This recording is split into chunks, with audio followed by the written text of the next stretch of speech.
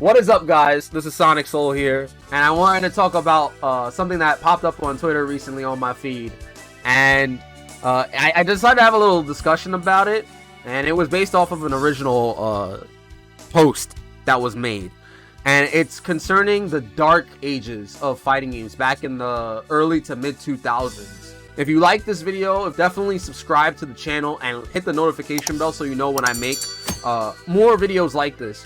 And I mostly make a lot of Guilty Gear Strive videos, so definitely stick around with that. Capcom players must have capped out of their ass to everybody.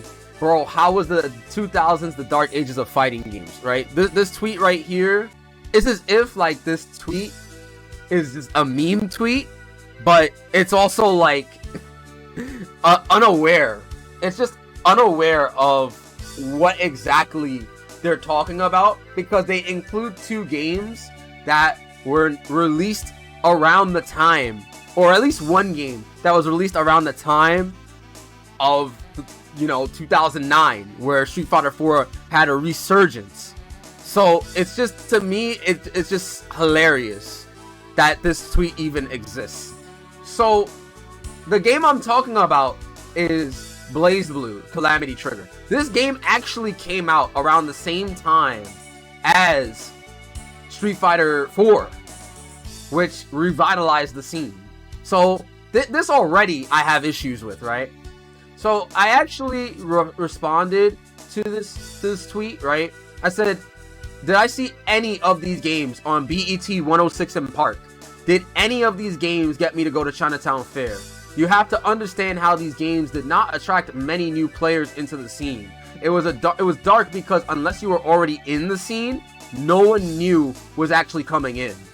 So you have to understand that the Dark Ages was a time where Capcom released two games. They first released Capcom Fighting Evolution, or Capcom Fighting Jam, which was a commercial failure and had really bad systems. Had really bad systems.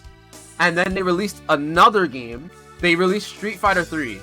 You may be thinking to yourself, wow, Street Fighter 3 Third Strike failed? And I was like, yeah, it did, actually.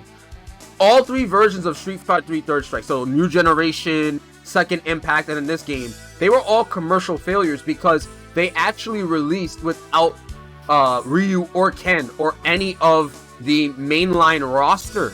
So, because of that, because of the backlash Capcom received, they had to put in Ryu and Ken and Chun-Li later on and all the other legacy characters, because they were meaning to start the game with a new protagonist, which was, of course, Alex.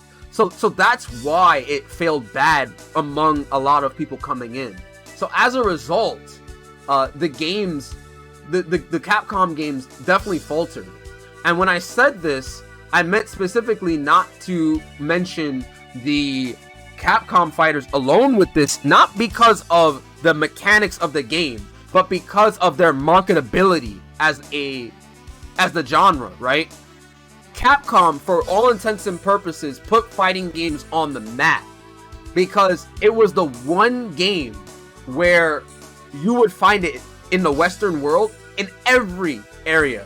I remember when I was in the barber shop, when I was getting my hair cut, and of course my hairline's fucking ass right now because I'm getting my hair cut at home, but hey, at least I'm not rocking the fro and the beard that much anymore, right? But Marvel versus Capcom 2, I saw the arcade cabinet at my local barber shop, and the thing about this game is that it was so cool when I was playing it, and I was really interested in it. But this was in a barber shop.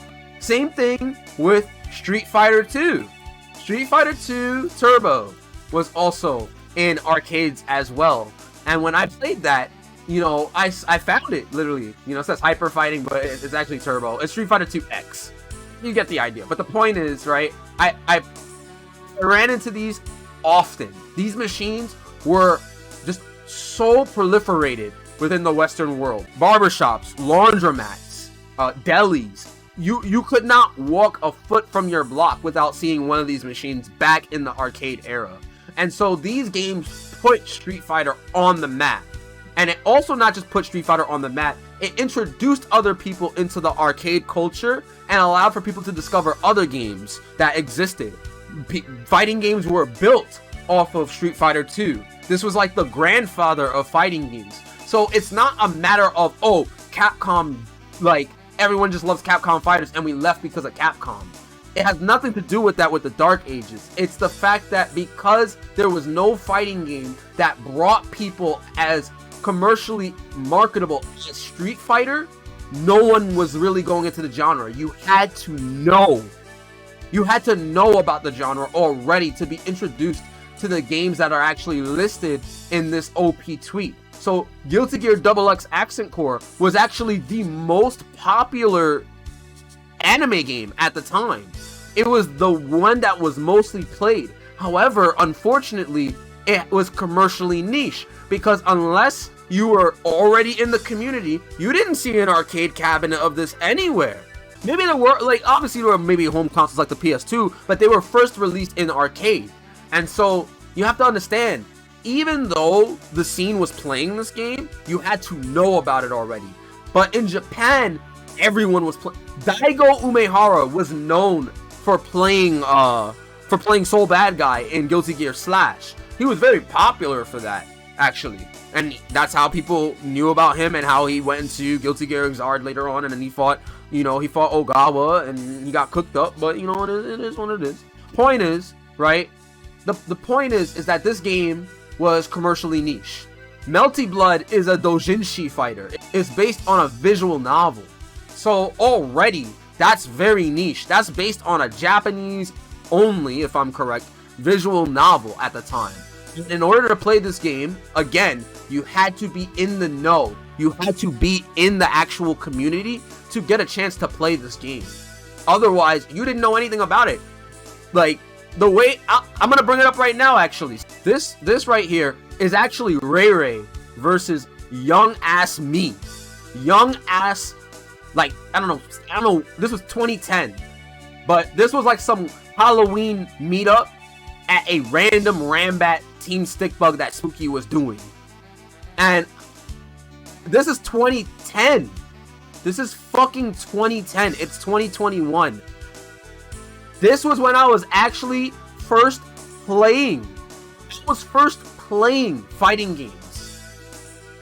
I was playing fighting games for the first time competitively. This was when Super Street Fighter 4 was really out. I started with Street Fighter 4 at Chinatown Fair. But then I later moved on, right? This is just a button check right now. But they're playing, and I'm gonna get my ass washed. Because I'm so bad at this game. I'm so bad at Melty Blood. Oh, the throw? Oh no. Get clipped. Optimal 33%. 33%. Oh, I'm in. Oh, the combo. I'm in again. Try to throw. Oh, wait a minute. Yo. This is how you know the potential was in me. This is how you know the potential for where I was in me. I was so trash back then. I clutched out a round. She's definitely better than I was back then here. But as you can see, I'm trying my best, bro. Oh, combo! Combos! Wait a minute. Combos! I'm mashing hard, bro. I'm mashing so fucking hard. Oh, man. And you know, oh, activate the heat to try and get some health back? Oh, wait a minute. Damn, I got some health back, only to get washed up again. I'm not blocking. I didn't know what the fuck I was doing. But I still enjoyed playing Melty Blood, right? I still enjoyed playing it for the time I did. But this was 2010. This was during the revitalization of the fighting game genre with the release of Street Fighter 4 and then Super Street Fighter 4. So when you have this game listed, right? How was the 2000s, the dark ages of fighting games? Nobody was playing this fan-made game. So nobody knew what the fuck Melty Blood even was. They had to be a part of the genre in the first place to even be able to play this.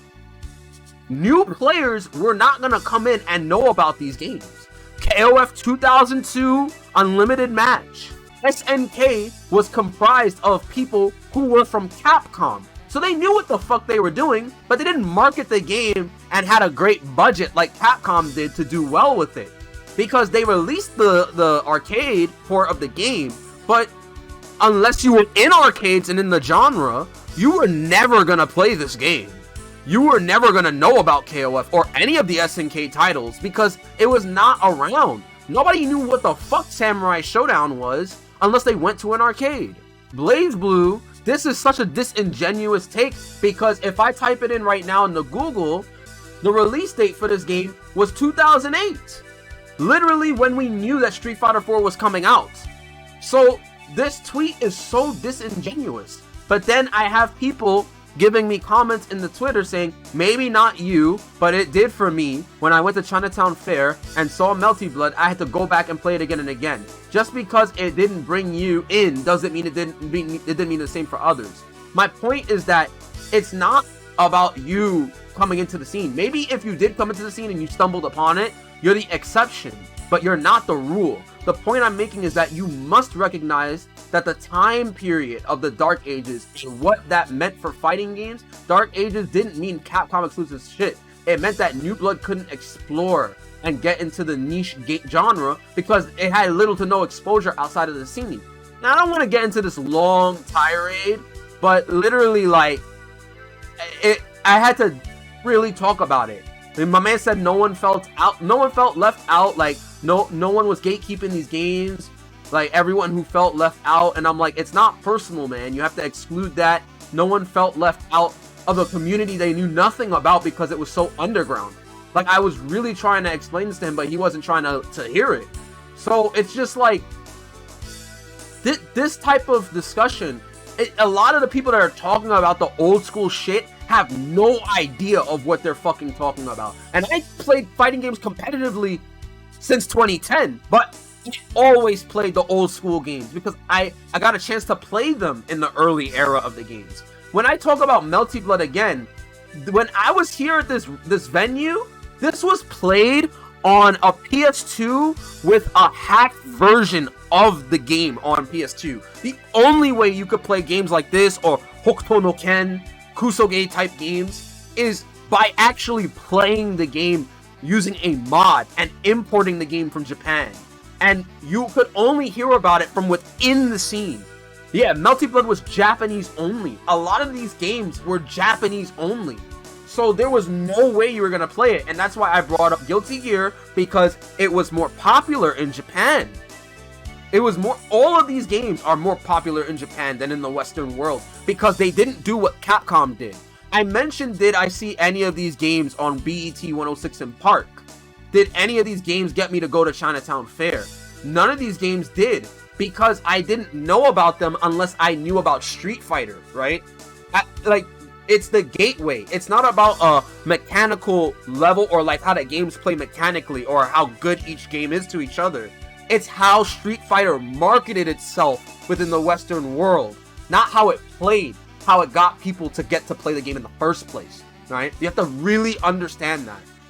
It's why, like, you had the Madcatz brand. It's why, like, the Madcatz brand, before Daigo made his own, like, place within the fighting game scene with Cygames Beast, right? There was Madcatz sponsored Daigo. Like, Daigo was sponsored by Madcatz. All the international players, Tokyo, Mago, all of these players were sponsored first by Madcatz because Madcatz saw a model or something to build off of with their brand by targeting the international world. Madcatz Kazunoko, a lot of these international players got to travel because of the Madcatz brand. They ventured out and actually got these players to come and play internationally because they knew that it was a market to build off of and to make more money off of. You weren't going to build money by making your brand at the time centered in the American world. That's why we get jokes like Empire Arcadia and all that shit with Triforce. I'm not going to get too much into that, but, there's fond memories of that, but at the same time, you get what I'm saying, right? Like, there was no way to really build the esports scene immediately until the internet age, and with Street Fighter 4 marketing itself on shit like even BET 106 in Park for us to actually know. I'll tell you my story of figuring out Street Fighter 4, right?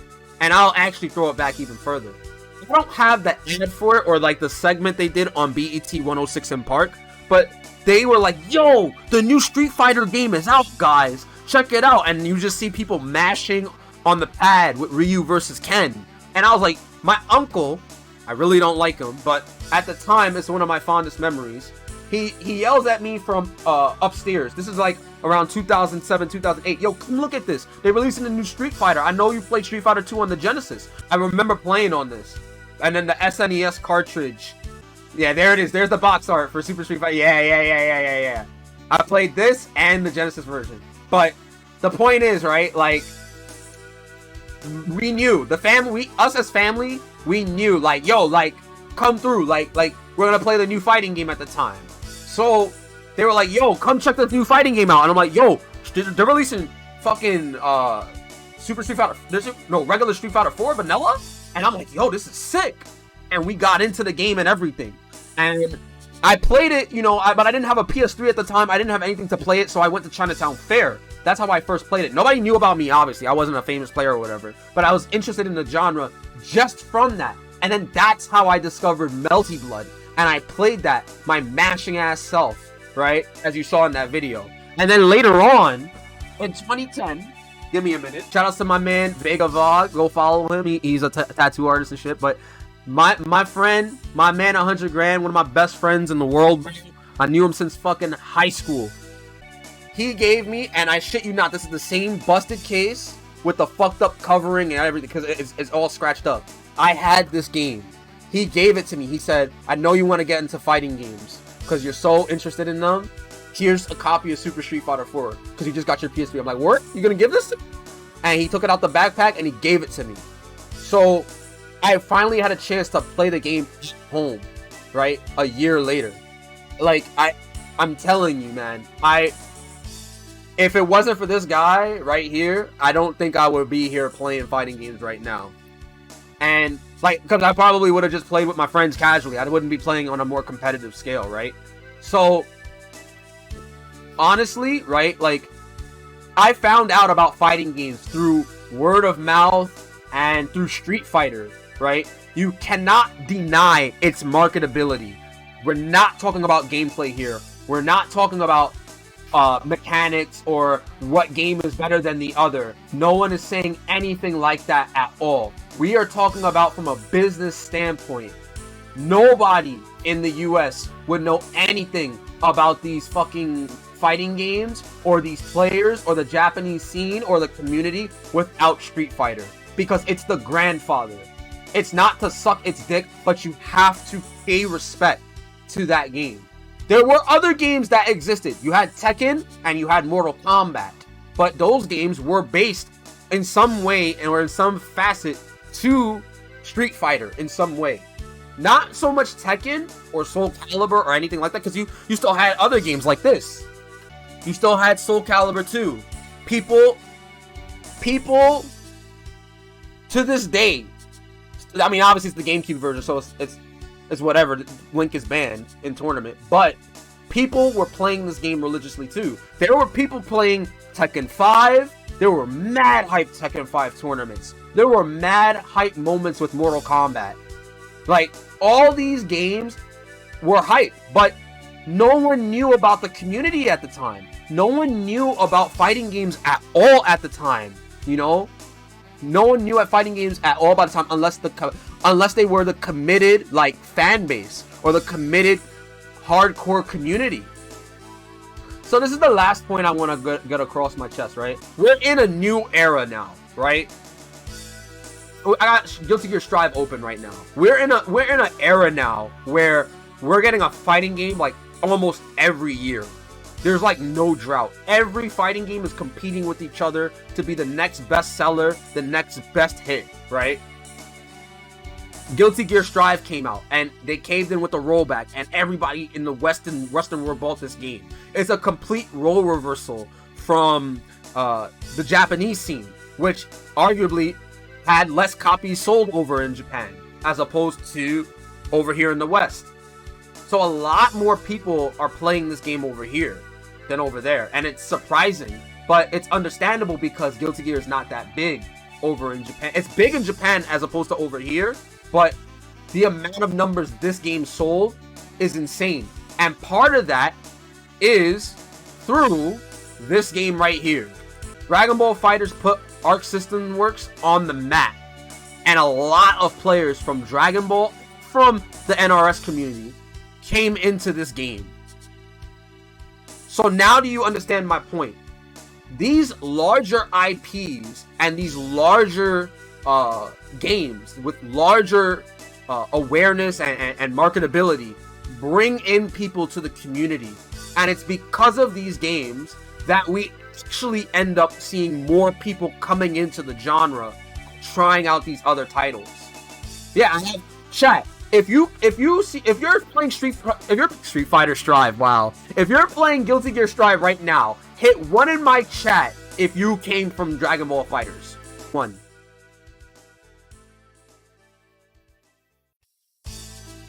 Just hit 1. Mad ones. Mad ones. Mad ones. Do you see my point? My point is that these large IPs open the gateway to the smaller games that people don't know about. And you have to understand that. These large brands matter. Nobody in the larger community of fighting games hated these niche games. We love these games. But these businesses need to learn how to market their game better. Melty Blood type Lumina, right? They're uploading new clips of new characters coming out. CL was just announced as well and everything. But you have to understand that unless you're in the know, they're not really marketing this or playing ads for this in mass media. You're just seeing this on Twitter and that's it.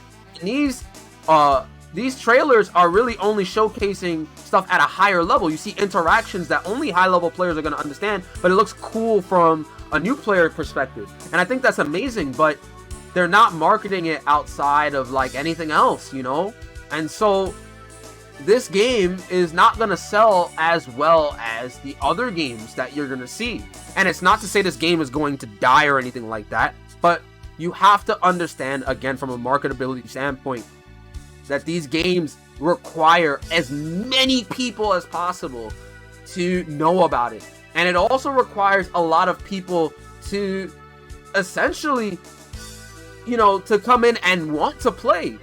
That's also why they make these games super accessible for newcomers. So they feel like they won't get curb stomped and they have a chance and they could stick around for much longer. But new players don't stay long. Only players that become interested in the long term and want to learn the game at a higher level will stay. And that's what they need to realize. They need to market the game and do what Street Fighter did, where they proliferated a lot of resources for people to see it, whether it be on TV, advertising. Yes, y'all. New Super Street Fighter 4. Just Blaze. Here we go. Just Blaze. Just Blaze. You saw this on TV. I saw this shit on Cartoon Network or BET. I saw this shit on Cartoon Network or BET. I literally saw it on there. New Super Street Fighter 4, only $39.99. Pre-order now. Only $39.99. What fighting game on this list actually did what, Street Fighter 4, or what Street Fighter 2 or Street Fighter 3 even attempted to do by proliferating it into the Western world? What other game did you see here? Some of these games did not release at all. So that's my point, right? These games are niche because they don't market them well. And even so, the games are hard to really stay in with. If they marketed these games better, these companies spent more time investing in marketing these games and having them be seen across the world, TVs included, internet included, everywhere, right? if they did that, put ads everywhere of their games coming out, more people would be interested to see it. Yeah, that's all I gotta say about that. I just wanted to give my piece about the Dark Age, because I remember being in that window before Street Fighter 4, so I wanted to talk about it. If you guys like the video, if you guys like this kind of discussion, definitely leave a comment down below. Tell me what you guys were doing during that time, or if you're new and you just started to get into fighting games. Absolutely fine, whichever way. We welcome you into the community. And yeah, definitely hit the subscribe button and hit the notification bell if you want to see more Guilty Gear Strive and discussion pieces like this on the channel. Take care, guys.